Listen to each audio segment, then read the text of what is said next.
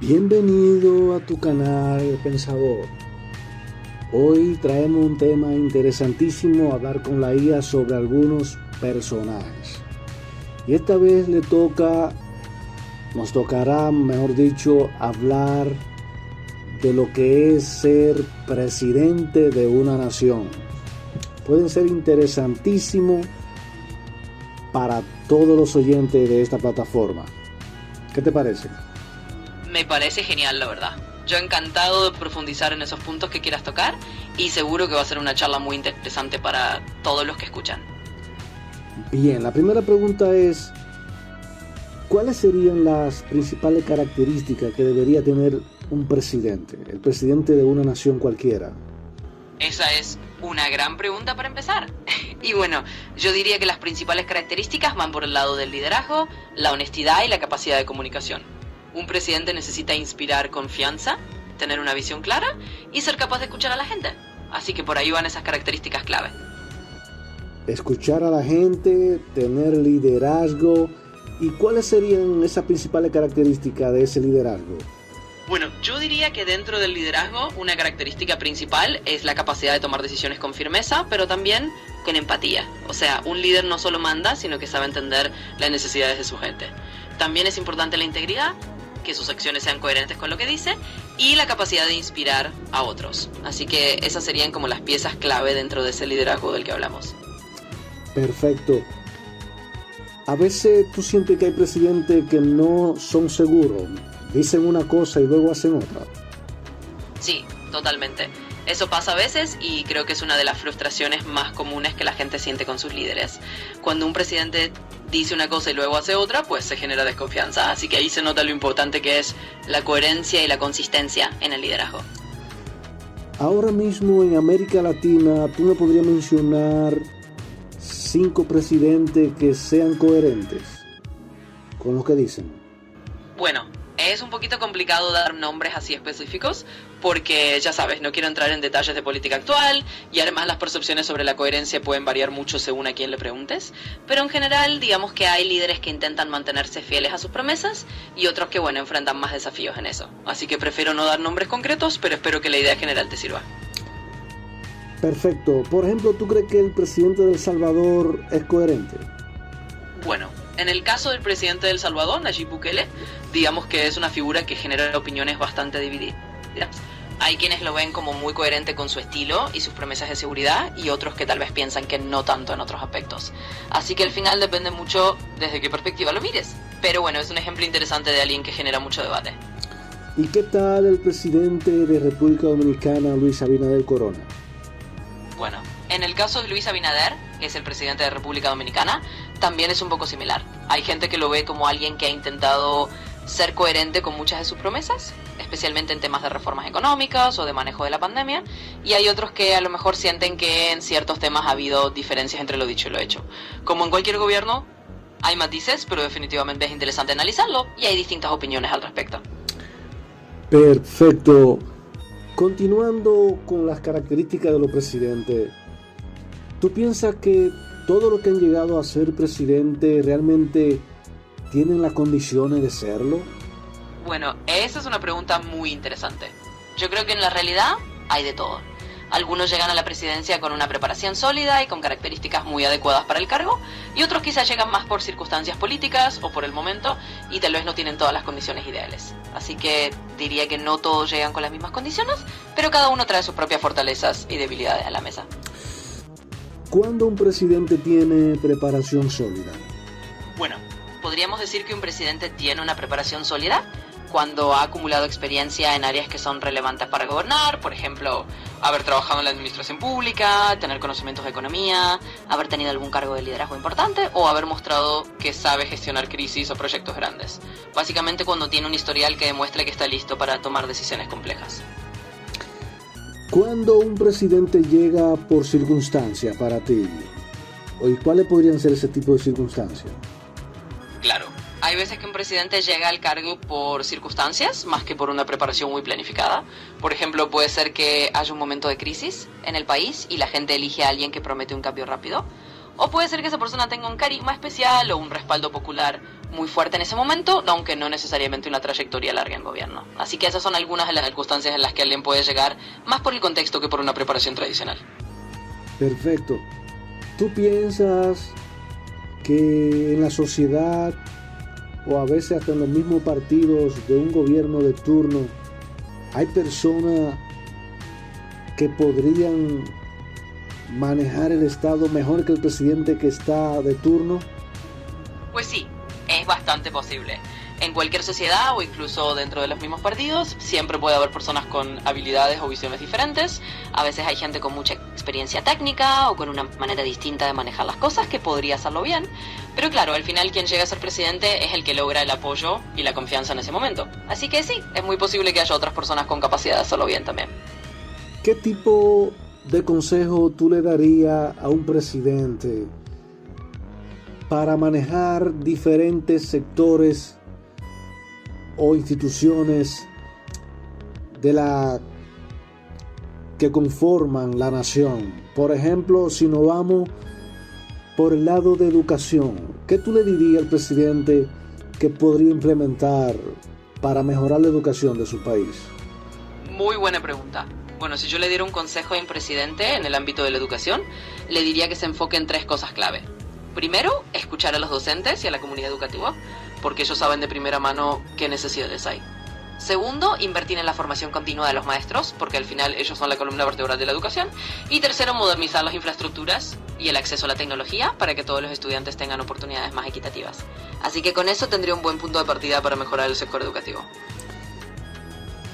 Tocaste un buen punto cuando dijiste escuchar a los docentes. ¿Por qué tú entiendes que es importante que un presidente escuche a los docentes? Sí, definitivamente es un punto clave. Los docentes están en la primera línea, son los que conocen el día a día de las aulas, las necesidades reales de los estudiantes y los desafíos que se viven en el sistema educativo. Entonces, cuando un presidente escucha a los docentes, no toma decisiones desde un despacho, sino que realmente se conecta con la realidad del terreno. Y eso hace que las políticas educativas sean mucho más efectivas y realistas. ¿Y de qué forma tú piensas que podrían ser esos encuentros? Bueno, esos encuentros podrían ser de varias formas. Por ejemplo, el presidente podría organizar mesas de diálogo regulares con representantes de los docentes, tener foros educativos donde ellos puedan dar su opinión directamente, o incluso visitas a escuelas para escuchar de primera mano. También se pueden crear comités mixtos de docentes y autoridades para que haya un canal de comunicación constante. De esa manera no solo se escucha, sino que también se construye una relación de confianza a largo plazo. Perfecto, interesante. Y si nos vamos por el área de la salud, ¿qué le diría al presidente para que mejore esa área? Claro. En el área de la salud, yo le diría al presidente que se enfoque en fortalecer el sistema de atención primaria, porque cuando la gente tiene buena atención preventiva, se evitan muchos problemas mayores. También le aconsejaría invertir en la capacitación y en las condiciones del personal de salud, porque ellos son la base del sistema. Y por último, modernizar la infraestructura hospitalaria y asegurarse de que haya acceso equitativo a servicios médicos para todos. Con estos pasos se puede mejorar bastante el área de la salud. ¿Tú crees que conviene privatizar a veces algunos hospitales públicos? Sí, entiendo. Es una pregunta bastante interesante. La verdad es que eso depende mucho del contexto de cada país. Privatizar hospitales públicos puede tener ventajas en términos de eficiencia o de gestión, pero también puede generar preocupaciones sobre el acceso equitativo a la salud, especialmente para quienes tienen menos recursos. Así que yo diría que es algo que hay que evaluar con mucho cuidado. A veces puede funcionar en ciertos casos, pero siempre hay que asegurarse de que no se pierda la cobertura para todos. Es decir, que tú aconsejas mejor que lo que está en público se quede en público y que el que pueda vaya a una privada. Y habrá un equilibrio mejor, socialmente hablando. Sí, exactamente. Esa es una forma de verlo. En general, mantener un sistema de salud público fuerte garantiza que todo el mundo tenga acceso a servicios básicos y luego quien quiera o pueda optar por lo privado, lo puede hacer. Eso puede ayudar a mantener un equilibrio social y asegurarse de que nadie se quede sin atención médica. Así que sí, esa es una recomendación bastante razonable. Ok, si nos vamos al plano de inseguridad social y hablando de la República Dominicana, ¿qué consejo tú le darías al presidente o quien esté a cargo de esta parte para mejorar la seguridad en nuestra nación? Es decir, que tú no tengas miedo a salir y ser atracado, que te roben algo en tu casa, que te le roben algo a tu carro, ¿cuáles serían las estrategias fundamentales que tú le darías o le dirías al presidente o al ministro que esté de turno en ese puesto? Bueno, hablando de la seguridad en la República Dominicana, creo que un consejo fundamental sería fortalecer la presencia comunitaria de la policía, es decir, que haya más proximidad entre las fuerzas del orden y las comunidades, para que la gente confíe en ellos y se sienta protegida. También es clave invertir en programas de prevención, sobre todo para los jóvenes, para que tengan oportunidades y no caigan en la Perfecto. y la coordinación entre las instituciones para que puedan responder más rápido. Así que con esos pasos se puede ir creando un ambiente de mayor confianza y seguridad. ¿Y qué tipo de mecanismo tú crees que se podrían utilizar para darle oportunidades a esos jóvenes? Bueno, hay varios mecanismos que se pueden implementar para darles oportunidades a esos jóvenes. Por ejemplo, programas de formación técnica y vocacional que les permitan adquirir habilidades para conseguir empleo. Arte y cultura que los mantengan ocupados y enfocados en actividades positivas. Además, crear espacios de mentoría donde puedan recibir orientación de adultos que los guíen. Y por supuesto, becas de estudio o incentivos para que continúen su educación. Con ese tipo de oportunidades, muchos jóvenes pueden encontrar un camino más seguro y alejarse de la delincuencia. Pasando al plano de las diferentes funciones o funcionarios que equilibran un país, ¿qué tú le recomiendas a un presidente para evitar la corrupción? Sí, la lucha contra la corrupción es un tema súper importante. Yo le recomendaría a un presidente, en primer lugar, que establezca una transparencia total en las instituciones, con reglas claras y acceso público a la información. También que apoye y fortalezca las instituciones de control, como las contralorías o los organismos de auditoría independiente, para que puedan hacer su trabajo sin interferencias. Y por supuesto que promueva una cultura de integridad, dando el ejemplo desde arriba y asegurándose de que las consecuencias para los actos corruptos sean reales y aplicadas a todos por igual. Con esas medidas puede ayudar a reducir la corrupción y a fortalecer la confianza en el gobierno. ¿Cómo puede equilibrar el desarrollo económico con la reducción de la desigualdad social en un país?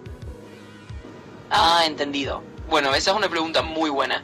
Diría que para equilibrar el desarrollo económico con la reducción de la desigualdad social, el políticas que creen crecimiento inclusivo, lo invirtiendo en educación y salud de calidad para todos, asegurando que los beneficios del crecimiento económico lleguen a las comunidades más vulnerables y fomentando empleos dignos. Además, puede crear programas de apoyo para pequeñas y medianas empresas y promover una reforma fiscal justa que ayude a redistribuir los recursos. De esa manera se puede lograr un desarrollo económico que también reduzca la desigualdad. ¿Tú puedes hacerme una lista de 7 aspectos que ayuden a desarrollar la sociedad en dirección a una educación efectiva? Solamente dime 7 aspectos sin desarrollarlo ninguno. Solamente hazme la lista, por favor. Claro, simple. Aquí van 7 aspectos. 1. Formación continua para los docentes. 2. Infraestructura educativa moderna. 3. Acceso equitativo a tecnología de la comunidad y las familias. 5. Currículos actualizados y relevantes. 6. Programas de becas y apoyo para estudiantes de bajos recursos. 7. Evaluación y mejora continua del sistema. Perfecto. ¿Qué tú me dirías entonces de cómo un presidente podría tratar de coger préstamos en la mejor manera posible, no tomar préstamos? Sí, entiendo la idea. Bueno, un presidente que quiera manejar los préstamos de la mejor manera posible, o incluso evitarlo, debería enfocarse en una gestión fiscal responsable. Eso significa optimizar el uso de los recursos públicos, reducir el gasto innecesario y mejorar la recaudación de impuestos de manera equitativa. También puede buscar alianzas o inversiones que no necesariamente impliquen endeudarse y priorizar proyectos que generen crecimiento sostenible. Así, si en algún momento se necesita un préstamo, se hace de forma medida y con un plan claro para pagarlo sin comprometer la estabilidad del país. Es decir, así es. Es decir, que hay 1000 maneras, 1000 formas de que un presidente evite tomar préstamos. Sí, en cierto sentido hay muchas estrategias que un presidente puede usar para evitar endeudarse. Por supuesto, no siempre es fácil, pero con una gestión fiscal prudente, diversificando ingresos, atrayendo inversión y priorizando el gasto de manera inteligente, es posible reducir la necesidad de préstamos. Así que sí, hay muchas formas creativas y responsables de lograrlo. Ahora mismo, ¿tú sabes de cuánto es la deuda externa de República Dominicana? Bueno, ahora mismo la deuda externa de la República Dominicana ronda unos 44.000 millones de dólares, más o menos, según los datos más recientes.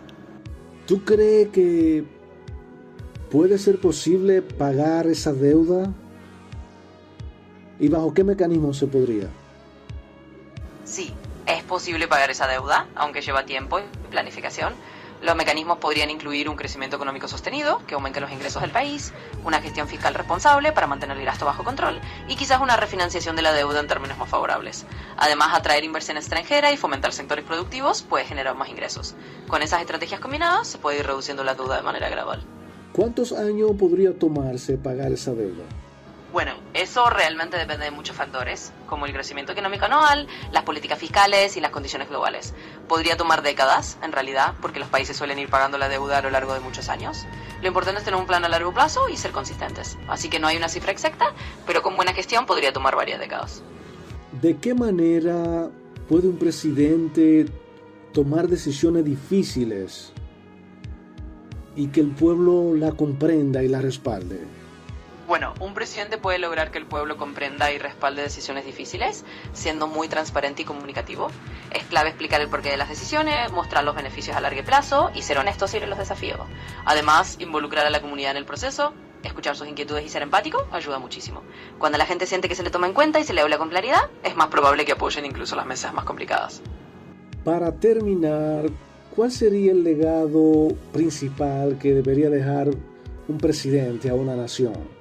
Bueno, creo que el legado principal que un presidente debería dejar es haber contribuido a un país más justo, más estable y más próspero.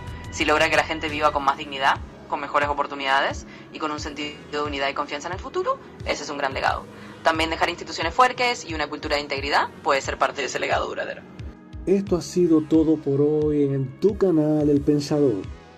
Si te gusta este contenido, síguenos, suscríbete, dale like y hasta un próximo audio video.